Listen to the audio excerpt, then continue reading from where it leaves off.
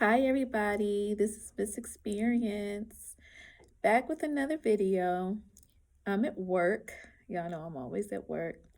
If you've been keeping up with my channel, you know that I am in the middle of ending my marriage, going through a divorce. Um, my husband is narcissistic, and I've been dealing with this for I've been married to him about 6 years now. Um, I've been knowing him probably like a total of maybe 9 or 10 years, I think. I never really thought of how vicious the cycle of abuse really is. I just don't believe people take it as serious as they should. We have to educate ourselves and become aware of, the red flags. And they can be hard to notice, especially at the beginning. I also took down some notes because I wanted to make sure I didn't forget anything. Have you ever noticed that when you spend some time away from the narc, it could be like a certain period of time when he leaves or he ghosts or you guys break up, and just when you're about healed, guess what happens? Ring, ring, or the text message comes through, or you hear a knock at your door, or some type of email, or some type of flying monkey relays a message. It's like the narc can really sense when you're healing. Like they know when you are about to move on. They pretty much have like that extra sense, like they know.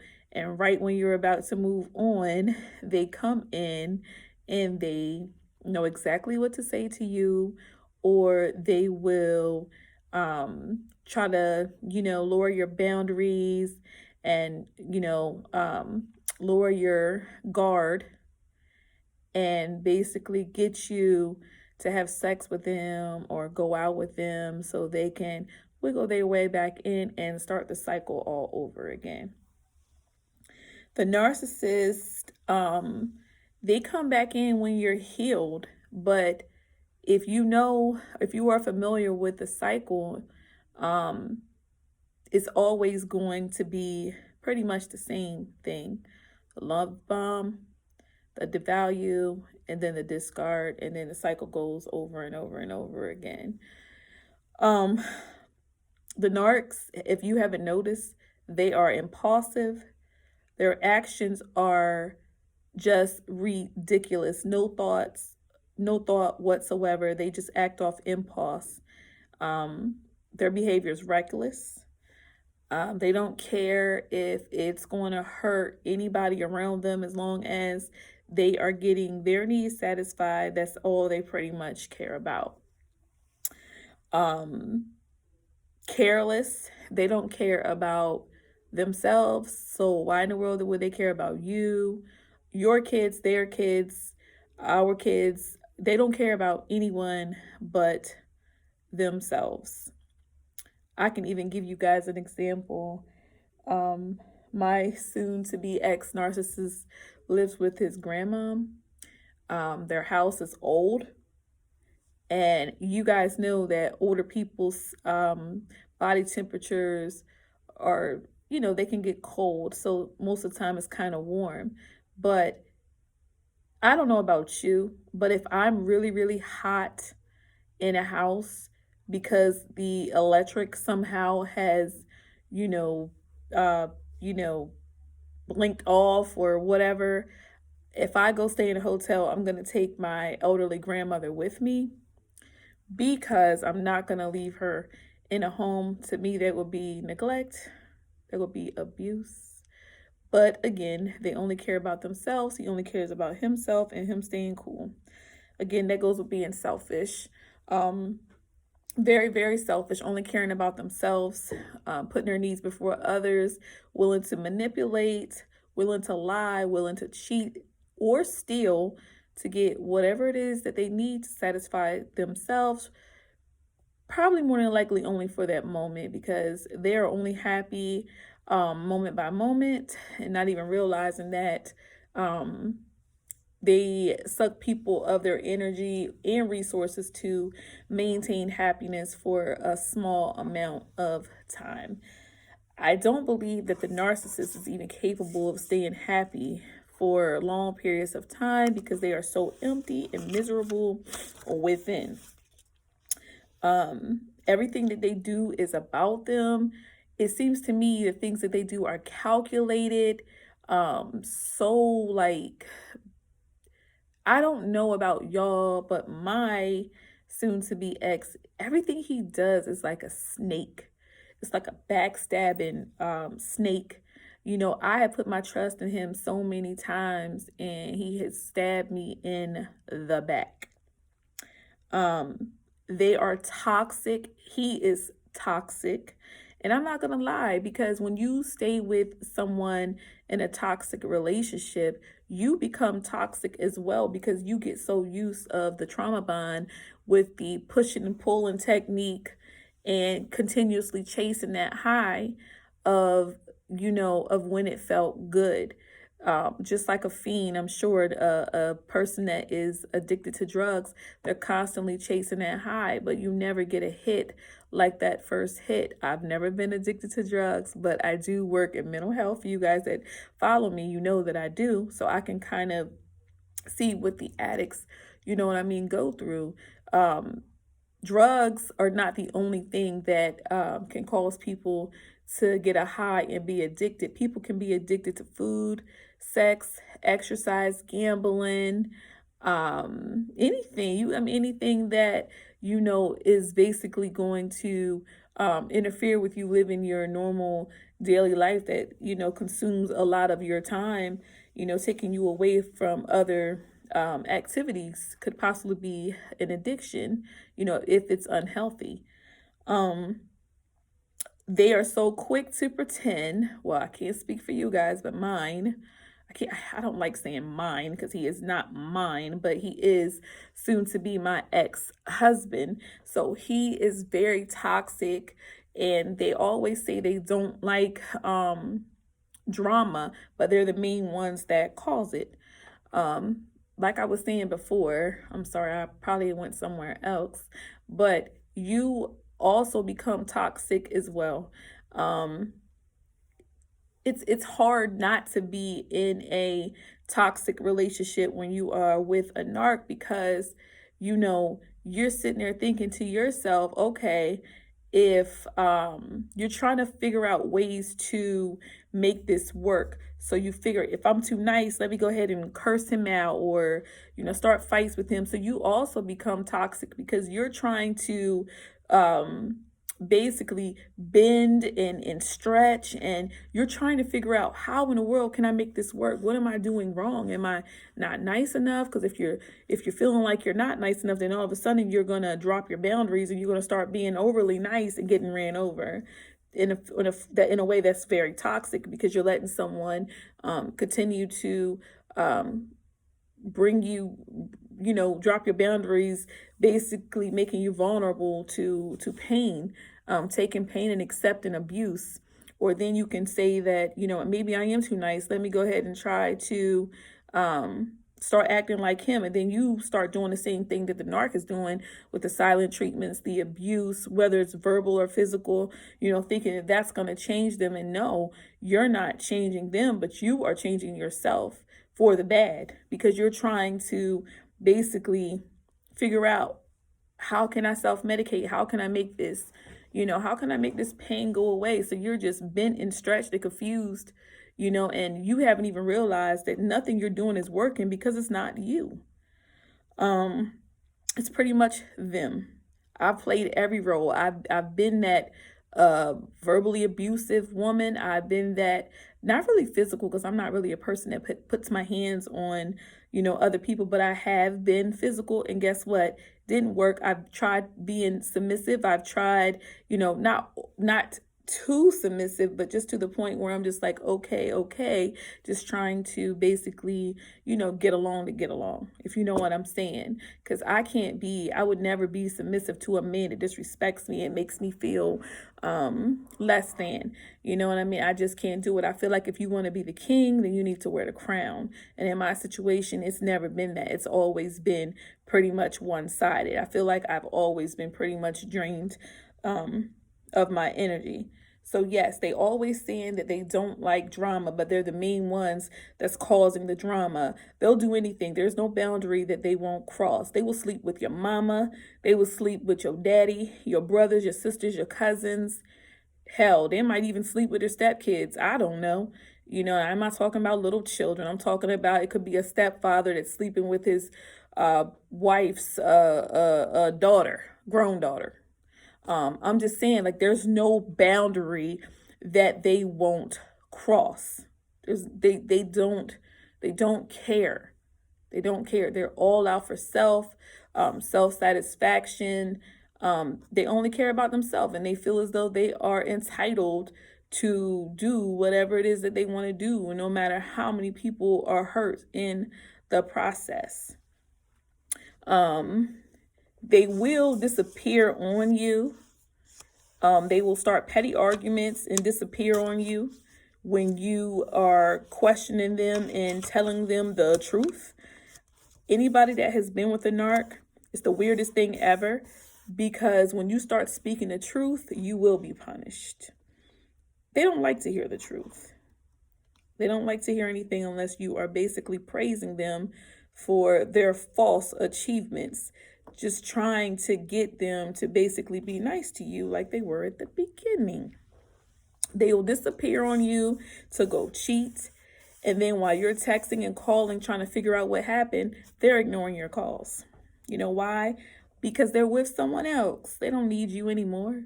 Your supply, your fuel, your energy is worthless right now because they have a new person to extract energy from with less work, because you run your mouth too much, and they need someone that's quiet, that doesn't know them, that is going to let them get away with things because they don't know them. They don't know what they're capable of. They don't understand that this person is as toxic as a doggone toxic waste plant.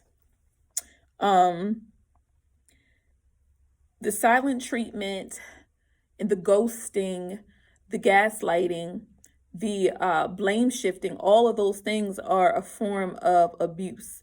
It is emotional abuse. It is mental abuse. So if you're not aware of that and you're going through these things, you are being abused. But it goes under the radar because it's not physical, because it's not leaving any bruises, but it does leave bruises in your brain. I wanted to say this. I had got diagnosed with a brain tumor last year, I think it was. But it was, if anybody knows anything about the pituitary gland, it controls your, dealing with your hormones and everything. And what I wanted to say is this: they will leave you in the time that you need them the most. They do not care about medical, anything going on with you that's medical. They don't care. Most of the time with normal people, I mean, I hate to use the word normal, but with people that have empathy, should I say, at a time like that, when you were, when you're diagnosed with medical problems and things like that, the person that supposedly loves you would never leave your side. They will be there to support you. And by the way, the tumor is non-cancerous, by the way. So it's just one of those things, hey, life throws you lemons, you make juice. But my point is, the times when you need them the most, they are not there for you. I'm fine. I'm perfectly fine. I'm healthy. I am good to go. So I don't need anybody's pity or anything like that. I'm great, healthy, and strong. But the reason why I brought that up is because they leave you at the time when you need them the most. And not to mention, since he's been gone, guess what? My headaches have been gone. I'm just saying, I wanted to put that out there. You don't understand when you have someone that's toxic in your life, they basically strip you. They strip you. Your immune system is beat down, you're mentally beat down.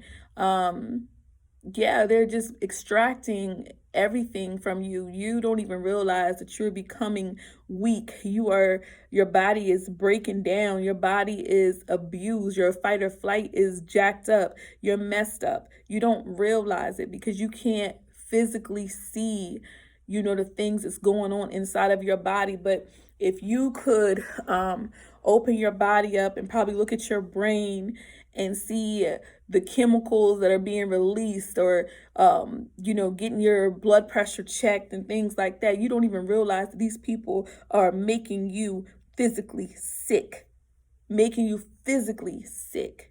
weak, and the minute, it's gonna hurt when you leave them, but you are gonna get strong. You're gonna get strong again.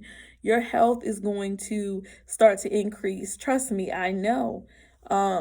It's a sad thing too, because you love these people and you want to give your all, and you do give your all, but it's never returned. It's always gonna be one-sided. So they will leave you for a temporary fix to just go have sex, because that's mainly what it's about. It's about sex. Think about it. What else are they getting? Sex. I mean, that's it. Nobody is enough to satisfy the narcissist appetite. They have a hungry appetite. They want bodies, okay? I wouldn't go as far as saying that they want blood, because I mean, there are some serial killers out here, but I don't think for the most part they're out here trying to kill. But it's a different kind of murder. It's a emotional suicide, if that makes any sense.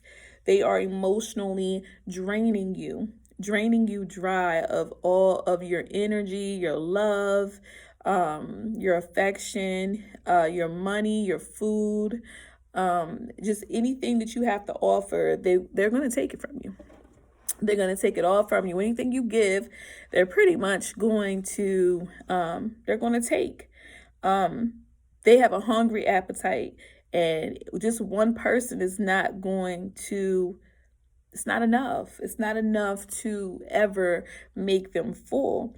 Just when you think that, everything is going good, everything is going great, at the blink of an eye, the next day, they're in the bed with somebody else.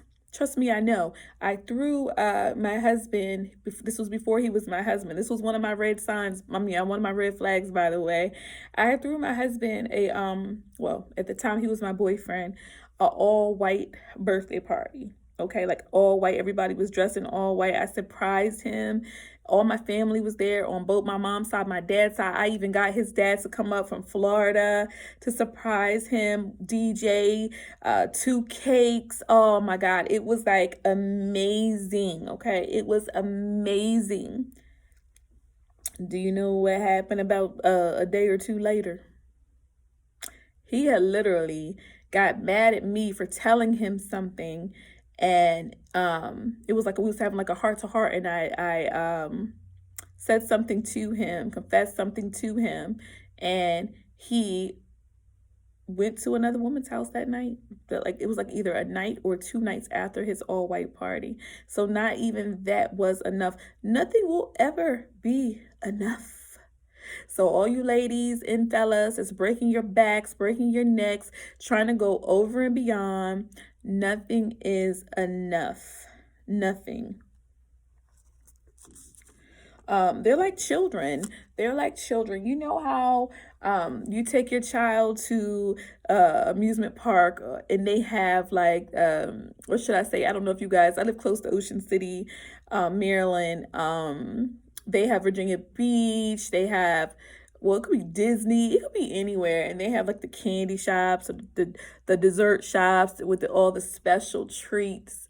And you take your kid, and the kid is like, oh my God, I want that. Oh my God, I want that. You're like, no, baby, you can't have that. Well, That's the narc. But the only thing is, when you tell them they can't have it, or they shouldn't have it, or they can't touch it, or guess what? They're gonna break that boundary down. They're gonna go through that whole candy store. They're gonna taste the one of everything, and they're not even gonna eat the whole thing. They're gonna open the wrapper up. They're gonna say, that was tasty. And then they're going to throw it in the floor until they taste everything in the candy shop. And then they're going to take all the wrappers, all the candy, discard it in the floor, and they're going to walk out. That's kind of what they do with people. Okay? They see something that they like, they go after it, get a little taste of it, throw it in the trash. Well, they'll ball it up, which is your emotions and your feelings. Okay? Throw you in the trash, go to another candy store, and do it all over again. Sorry.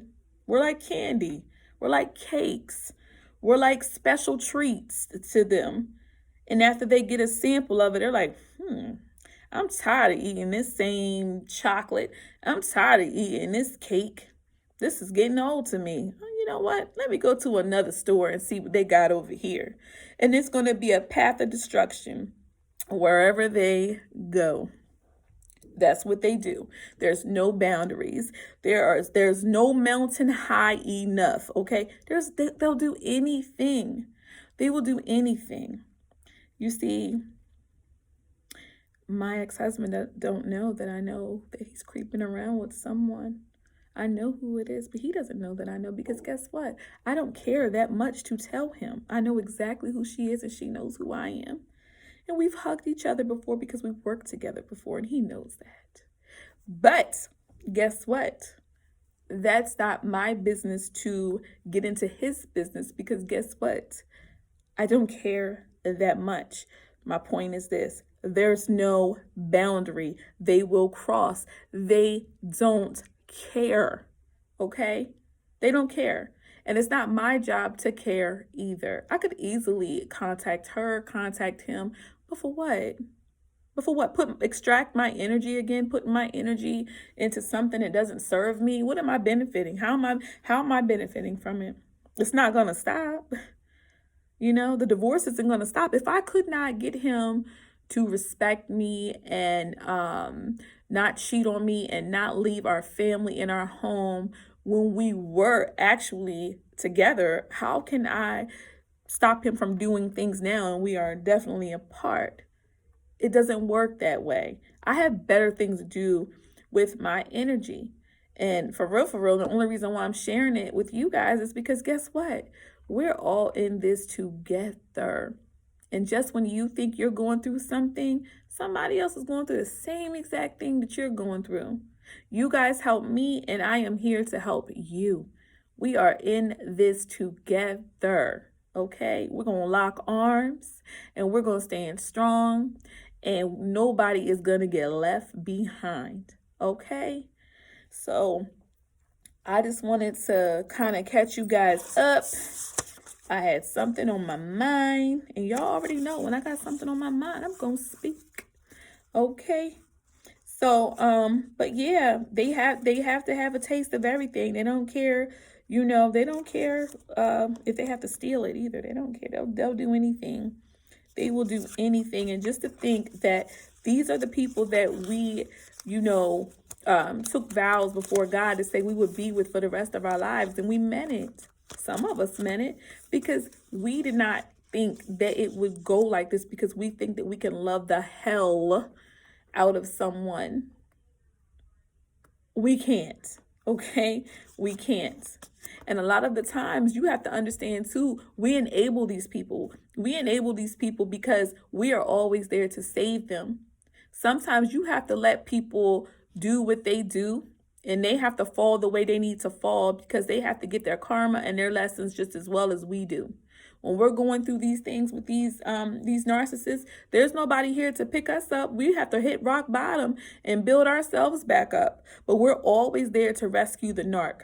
The narc is spoiled. They constantly have unlimited people, whether it's friends, family, all these women, all these men that's constantly there enabling them, picking them up when they fall, so they're not going to be able to get their lessons until they hit rock bottom, until no one is there to help them, and they have to face themselves, which they know it's ugly and they don't want to do it. Doing inner work, shadow work is just too hard for some people. I don't know about y'all, but this whole experience had made me a better person. I was already a great person, but now I'm a better person. I am a better person. I sleep good at night, knowing that I have no longer someone in my life that's going to be lying to me and cheating on me, and I have to be worrying about where they are or what's going to happen, or are we going to argue or anything like that. I don't think about those things. Now all I think about is, how am I going to be good today? What's going to be good for me today? What's going to be great for my children today? What moves are we going to be making? Those are the things that I'm thinking about now. What business can I open? What am I going to do? You know, what kind of business am I going to build? Because that's where I'm at right now. You know what I mean? Instead of putting my energy into a person that's done try to beat me down and destroy me. And I'm not even talking about, physical. I'm talking about mentally. I'm going to take all my energy and put it into something that's going to be beneficial to me and my children. I suggest you do the same. We will get through this. This too shall pass. Okay, I love you guys. Love is love, and you guys have a wonderful, wonderful day.